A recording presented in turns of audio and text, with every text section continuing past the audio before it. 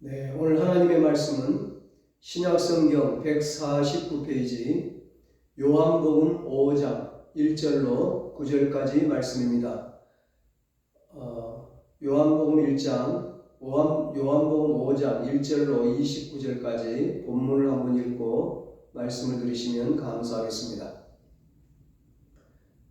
오늘 본문에 예수님께서 38년 된 병자를 고쳐주시면서 부활을 얘기하십니다. 예수님은 병든 자를 살리고 가난한 자를 살리고 실패한 자를 살리고 죽은 자를 살리고 구원하는 부활의 주님이라는 것입니다. 이 시간 예배드리는 여러분의 인생도 주님께서 살려주시기를 축복합니다. 오늘은 인생에도 봄은 옵니다. 이런 제목으로 함께 은혜를 나누겠습니다. 예수님께서 유대인의 명절이 되어서 예루살렘으로 올라가셨습니다.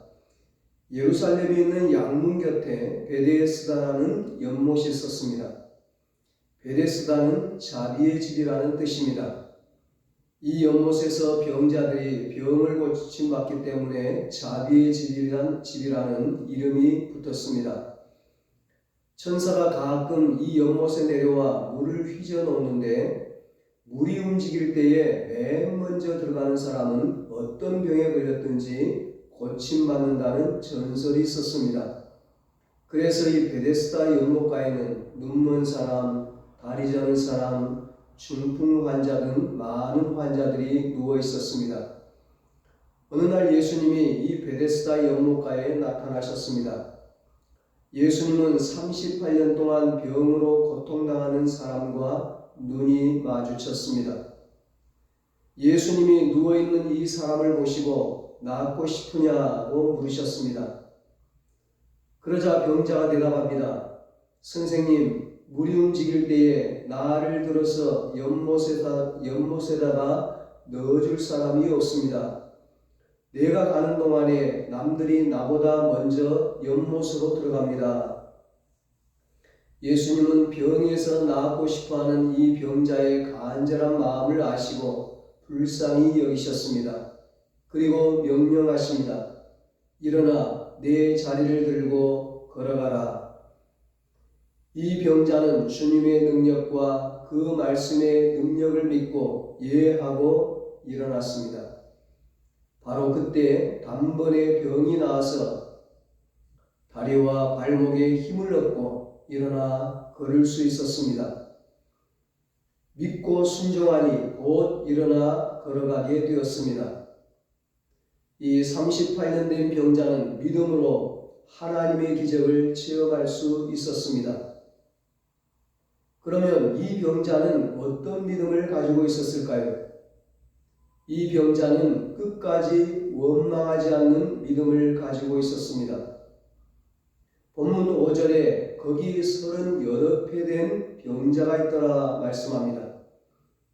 3년도 아니요 8년도 아닌 38년 동안이나 병으로 고통받고 있었습니다. 이 38년 된 병자에게는 희망이라고는 하나도 없었습니다. 모두가 절망이었습니다. 다 막혀있는 것뿐이었습니다. 38년 동안 아팠습니다. 나이가 50살이라면 12년만 빼놓고 일생을 거의 누워서 지냈습니다. 긴 병에 효자 없다고 가족들도 그를 포기했습니다. 이제 그를 돌보고 보호해줄 보호자도 없습니다. 그의 전 재산은 누워있는 거죽대기 하나뿐이었습니다. 병을 고치기 위해 있는 재산도 다 탕진하고 말았습니다. 이런 상황 속에서도 이 사람은 절망하지 않았습니다. 이 사람은 병을 고치려고 유명한 의사를 찾아가고 좋은 약을 다 써보았으나 헛수고였습니다. 그래서 마지막으로 베데스다 연못가에서 병을 고쳐보려고 찾아왔던 것입니다. 포기하지 않고 끝까지 무엇인가 해보려고 하는 이 병자의 자세가 기적을 가져왔습니다. 그렇습니다. 믿음의 사람에게는 절망이란 없습니다. 요셉은 노예로 팔려가서도 절망하지 않았습니다. 모세는 홍해 앞에서도 절망하지 않았습니다. 요나는 물고기 뱃속에서도 절망하지 않았습니다. 다니엘은 사자굴에서도 절망하지 않았습니다. 사드락, 메삭, 아벳느고는 풀무불 속에서도 절망하지 않았습니다. 바울과 실라는 감옥에서도 절망하지 않았습니다. 스데반 집사님은 죽음 앞에서도 절망하지 않았습니다. 38년 된 병자는 긴 세월을 병과 싸우면서도 절망하지 않았습니다. 예수님이 오셔서 치료해 주시는 그 순간까지 희망의 끈을 놓지 않았습니다. 우리나라에 처음 복음이 들어왔을 때였습니다. 선교사님의 전도를 통해 예수를 믿게 된 한 청년이 있었습니다. 이 청년이 폐결핵으로 다 죽게 되었습니다. 의사가 그를 진찰하더니 얼마 못 살 것이라고 사형 선고를 내렸습니다. 이 청년이 3대 독자였는데 부모님께 실망을 줄까봐 부모님 안 계시는 곳에 가서 죽으려고 산에 올라가서 엎드렸습니다. 하나님, 한 번만 살려주십시오. 생명 걸고 부르짖었습니다. 고요한 새벽인데 음성이 들려왔습니다. 너의 병이 나으면 무엇을 하겠느냐? 하나님의 음성이었습니다. 예, 하나님, 죽도록 주의 일 하겠습니다. 바로 그 순간 갑자기 뜨거운 불덩어리가 폐에 가득 찼고 전류가 흐르는 것 같았습니다. 온몸이 시원해졌습니다. 살았다는 확신이 왔습니다. 집으로 내려간 청년은 집마당을 돌면서 하나님 만세, 하나님 만세 춤을 추면서 소리쳤습니다. 그 후 그는 신학 공부를 하고 목사가 되었습니다. 절망의 순간에도 그는 절망하지 않고 낙심하지 않고 하나님께 간절히 부르짖었습니다. 그랬더니 하나님이 기적을 베풀어 주셨습니다. 하나님께 쓰임받는 축복의 주인공이 되었습니다. 그렇습니다, 여러분. 인생의 마지막은 언제나 하나님의 시작입니다. 절망하지 않고 믿음으로 나가면 기적이 일어납니다. 끝까지 낙심하지 않고 부르짖으면 하나님께서 우리에게도 인생의 새봄을 맞이하게 해주십니다. 6절에 예수께서 그 누운 것을 보시고 병이 벌써 오랜 줄 아시고 말씀합니다. 예수님께서 오셨다는 것입니다. 예수님의 눈에 띈 것입니다. 삭개오는 예수님을 보려고 돌무화과 나무 위에 올라갔습니다. 이때 예수님의 눈에 띄었습니다. 여기 38년 된 병자는 예수님을 만나려고 삭개오처럼 노력한 것은 아무것도 없었습니다. 그가 예수님의 눈에 띄었고 예수님이 그를 보아주었습니다. 전적으로 하나님의 은총이었습니다. 예수님의 눈에 띄게 되면 기적이 일어납니다. 예수님의 눈에 띈 38년 된 병자는 병 고침을 받는 기적을 체험할 수 있었습니다. 430년 동안 애굽에서 종살이하며 고통당하던 이스라엘 백성이 부르짖는 것을 하나님이 보셨습니다. 하나님의 눈에 띄일 때 하나님께서 오셔서 그들을 건져내시고 가나안 땅으로 인도해 주셨습니다. 죄악이 관영한 타락한 세상에서 의롭게 살아가는 노아가 하나님의 눈에 띄었습니다. 그때 온 세상이 멸망당하는 심판날에도 구원을 받을 수 있었습니다. 사형 선고를 받고 회개하며 눈물로 기도하는 히스기야의 모습을 하나님이 보셨습니다. 부르짖어 기도하는 그의 모습이 하나님의 눈에 띄일 때 하나님은 그의 생명을 15년 연장시켜 주시는 기적을 베풀어 주셨습니다. 동전 2렙돈을 헌금하는 한 가난한 과부의 모습이 예수님의 눈에 들어오자 예수님은 그 과부를 칭찬해 주셨습니다. 가난한 중에서 자기가 가지고 있는 생활비 전부를 넣느니라. 무화과 나무 밑에서 은밀하게 기도하는 나다나엘의 모습이 주님의 눈에 띄일 때 예수님은 그를 제자로 삼으셔서 쓰셨습니다. 예수님의 눈에 띄면 역사가 일어나고 문제가 해결되고 기적이 일어납니다. 오늘 본문은 우리에게 인생의 봄을 맞이하는 비결을 말씀하고 있습니다. 어떻게 하면 인생의 봄을 맞이할 수 있을까요? 첫째로 인생의 봄을 맞이하기 위해서는 어떤 일이 있어도 베데스다에 있어야 합니다. 예수님께서 38년 된 병자를 만나기 위해 베데스다에 오셨습니다. 이 사람의 병을 고쳐주시기 위함이었습니다. 이 사람이 예수님을 만날 수 있었던 것은 그가 베데스다에 있었기 때문입니다. 예수님께서 이 사람에게 내가 낫고자 하느냐 물으실 때 그가 이렇게 대답합니다. 주여, 물이 움직일 때 나를 연못에 넣어주는 사람이 없어 내가 가는 동안에 다른 사람이 먼저 내려가나이다. 38년 된 병자는 혼자 힘으로는 일어날 수도 없고 물에 들어갈 수도 없습니다. 누군가가 이 사람에게 자비를 베풀어 주지 않는 한 100% 불가능한 일입니다.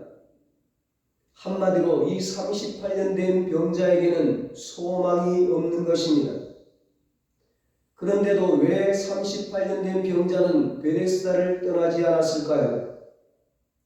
베데스다, 자비의 집을 떠나지 않고 있었다는 것은 무엇을 의미할까요?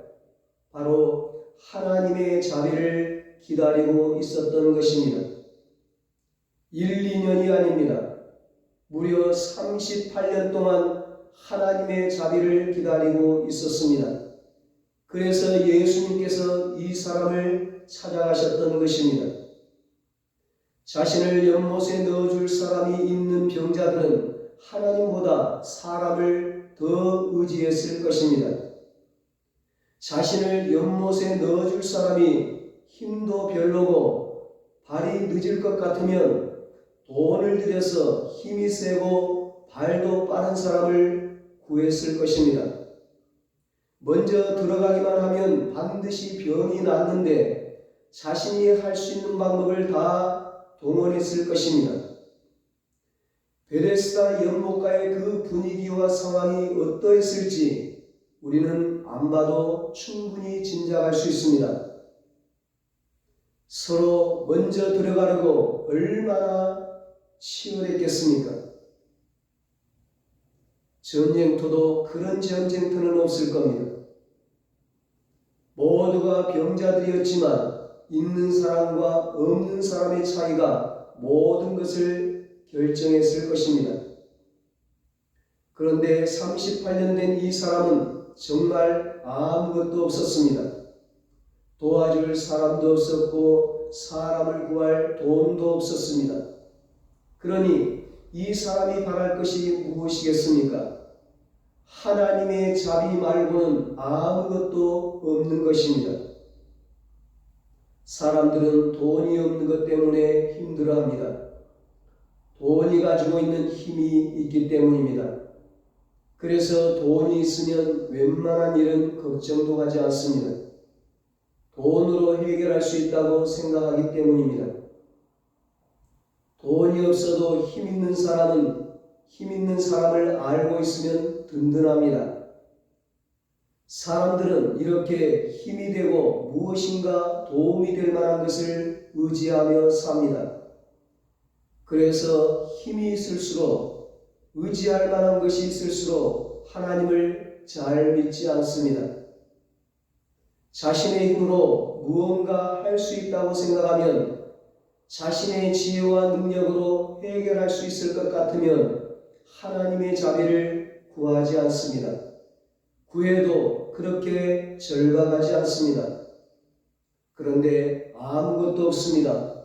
하나님이 아니면 도와줄 분이 아무도 없습니다. 그런 상황이 되면 말 그대로 하나님만 의지하게 됩니다. 사람의 힘으로는 결코 해결할 수 없는 문제를 만날 때 모든 것을 내려놓고 생명 걸고 하나님의 자비를, 하나님의 도움을 구합니다. 38년 된 병자는 오직 하나님의 자비만을 구했습니다. 자신의 힘으로도 연못에 들어갈 수도 없고 자신을 도와줄 사람도 없었기 때문입니다. 그 마음을 보시고 예수님께서 38년 된 병자를 찾아오셨던 것입니다. 우리가 구할 것은 사람의 자비가 아닌 하나님의 자비입니다. 사랑하는 여러분, 우리의 운명은 사람에게 있는 것이 아닙니다. 우리의 행복은 손에 있는 부귀영화에 있는 것이 아닙니다. 오직 하나님께 있습니다. 베데스다에 거하십시오. 하나님의 자비를 구하는 그 자리에서 떠나지 마십시오. 그 자리에서 하나님의 자비를 간절히 구하십시오. 베데스다가 어디입니까? 하나님의 자비를 구하는 그 자리가 어디입니까? 예배의 자리입니다. 기도의 자리입니다. 말씀의 자리입니다. 사명의 자리입니다. 하나님의 거룩한 성전입니다. 그 자리를 떠나지 않으면 그러면 반드시 주님께서 찾아오십니다. 반드시 인생의 봄을 맞이하게 되는 것입니다. 인생의 봄을 맞이하기 위해서는 어떻게 해야 할까요? 두 번째로 하나님의 때까지 인내해야 합니다. 가을의 결실을 위해 인내가 필요하듯이 자연의 봄을 맞이하기 위해 겨울을 견뎌내는 인내가 필요하듯이 우리 인생에도 꽃을 피우고 열매를 맺기 위해서는 따뜻한 봄을 맞이하기 위해서는 인내의 시간이 필요한 것입니다. 오늘 본문의 이 사람은 38년 동안 병에 걸려 있었습니다. 하나님이 원하신다면 당장이라도 고쳐주실 수 있습니다. 그런데 왜 하나님은 38년 동안이나 가만히 계셨을까요? 거기에는 분명 하나님의 뜻이 있습니다. 성경을 보면 하나님께서 때로는 사람을 택하시고 부르신 후에 하나님의 역사를 이루시기까지 오랜 시간을 기다리게 하시는 것을 볼 수 있습니다. 75세에 아브라함을 부르시고 하나님이 약속하신 이삭을 주기까지 25년을 기다리게 하셨습니다. 요셉에게 꿈을 주시고 그 꿈을 이루시기까지 13년을 기다리게 하셨습니다.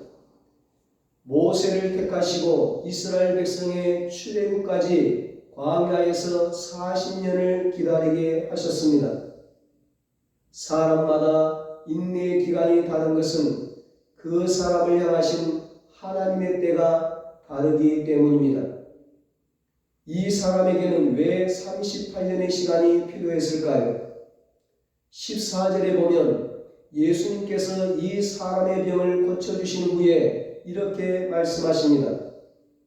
보라, 내가 나았으니 더 심한 것이 생기지 않게 다시는 죄를 범하지 말라.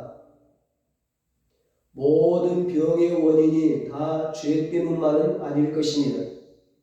여러 가지 다양한 원인과 이유가 있을 것입니다. 그러나 오늘 본문에서는 이 사람이 병에 걸렸던 이유를 죄 때문이라고 말합니다. 그렇다면 38년 동안 이 사람은 하나님의 자비를 구하면서 무엇을 하고 있었을까요? 자신의 죄를 회개했을 것입니다. 그리고 죄가 얼마나 추하고 더럽고 무서운 것인지를 몸소 체험했을 것입니다. 죄가 공짜가 아니라는 것을 절실히 깨달았을 것입니다. 죄에는 반드시 심판이 있다는 것을 뼈저리게 느꼈을 것입니다. 그러면서 결단하고 또 결단했을 것입니다. 하나님, 저를 불쌍히 여겨 주시옵소서. 저에게 자비를 베풀어 주시옵소서. 저의 병을 고쳐주시면 다시는 죄를 짓지 않겠습니다. 38년은 하나님의 축복을 받을 그릇으로, 하나님께 쓰임받을 그릇으로 정결해지고 겸손해지고 다듬어지고 준비되어지는 시간입니다. 그러므로 우리는 어떤 경우라도 하나님의 사랑을 의심해서는 안 됩니다. 하나님이 나를 버리셨다고 생각해서는 안 됩니다. 아무 역사도 일어나지 않는다고 낙심해서는 안 됩니다. 절망하거나 포기해서는 안 됩니다. 오늘 38년 된 병자처럼 베데스다를 떠나지 말고, 하나님을 떠나지 말고 계속해서 하나님의 자비를 구해야 합니다.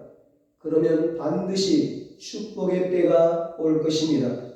반드시 인생에도 봄이 오는 것입니다. 다윗이 시편 40편 1절로 2절에 이렇게 고백합니다. 내가 여호와를 기다리고 기다렸더니 귀를 기울이사 나의 부르짖음을 들으셨도다. 나를 기가 막힐 웅덩이와 수렁에서 끌어올리시고 내 발을 반석 위에 두사 내 걸음을 견고하게 하셨도다. 아멘.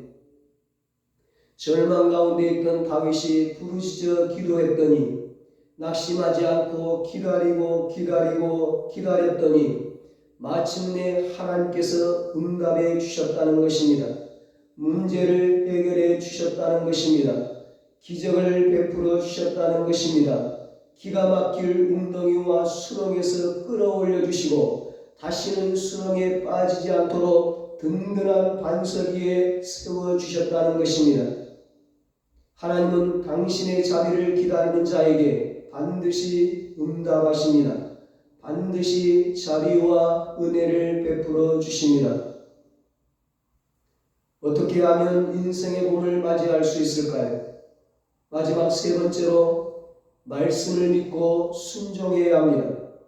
8절에 예수님께서 말씀하십니다.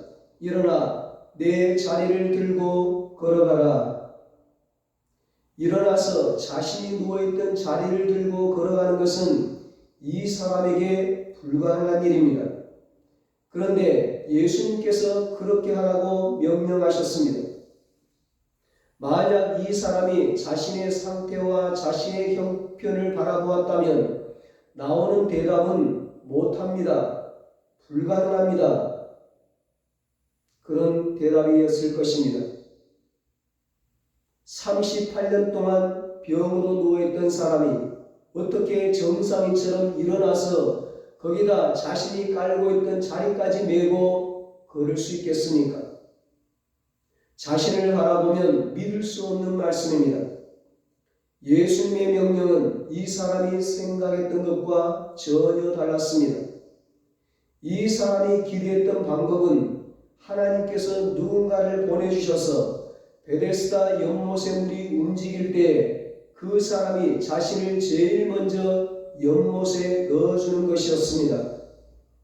그래서 예수님께서 내가 낫고자 하느냐 물어보셨을 때 주여 물이 움직일 때에 나를 못에 넣어주는 사람이 없어 내가 가는 동안에 다른 사람이 먼저 내려가나이다 이렇게 대답했던 것입니다. 그런데 예수님께서 자신의 생각과 전혀 다른 것을 말씀하십니다. 베데스다 연못에 들어가지 않아도 병이 나을 것이라는 말씀입니다. 그러니 일어나라는 것입니다. 이제는 더 이상 이곳에 누워있을 필요가 없으니 자리를 들라는 것입니다. 그리고 걸어가라는 것입니다. 예수님의 말씀이 자신이 기대했던 것과 전혀 달랐지만 이 사람은 예수님의 말씀을 붙잡았습니다. 예수님의 말씀을 믿었습니다. 예수님의 말씀에 순종했습니다. 그 순간 기적이 일어났습니다. 진짜 일어나 걷게 된 것입니다. 병이 깨끗이 낫게 되었습니다. 그렇습니다. 말씀을 믿을 때 하나님의 영광을 보게 됩니다. 말씀을 믿고 순종할 때 기적이 일어납니다. 하나님은 말씀을 통해 역사하시는 분이시기 때문입니다. 하나님은 당신의 말씀을 믿는 자들에게 역사하시는 분이기 때문입니다. 할 수 있거든이 무슨 말이냐? 믿는 자에게는 능치 못할 일이 없느니라. 아멘. 마가복음 9장 23절에 말씀합니다. 여러분, 우리는 베데스다까지 가지 않아도 됩니다. 아니, 이 세상 어느 곳에도 베데스다는 없습니다. 예수님 그분이 바로 베데스다입니다. 우리를 사랑하시는 하나님께서 우리를 구원해 주시기 위해 보내주신 자비가 바로 예수 그리스도이십니다. 예수님이 하나님의 자비입니다. 38년 된 병자를 일으키신 예수님께서 우리와 함께 계십니다. 그 예수님께서 반드시 우리도 일으켜 주실 것입니다. 그러니 두려워하지 마십시오. 낙심하지 마십시오. 절망하지 마십시오. 포기하지 마십시오. 오직 예수님만 바라보고 예수님만 의지하며 가십시오. 끝까지 예수님만 붙잡고 가십시오. 그러면 하나님의 때에 예수님께서 우리에게도 동일하게 물어보실 것입니다.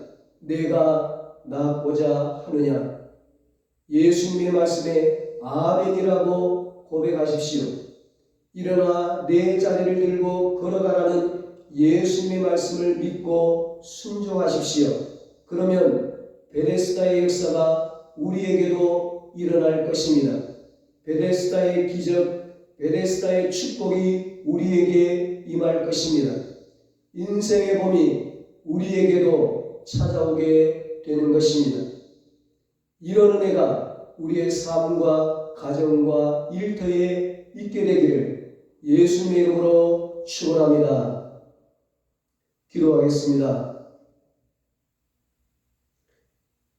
부활의 예수님, 이 시간 우리를 만나 주시옵소서.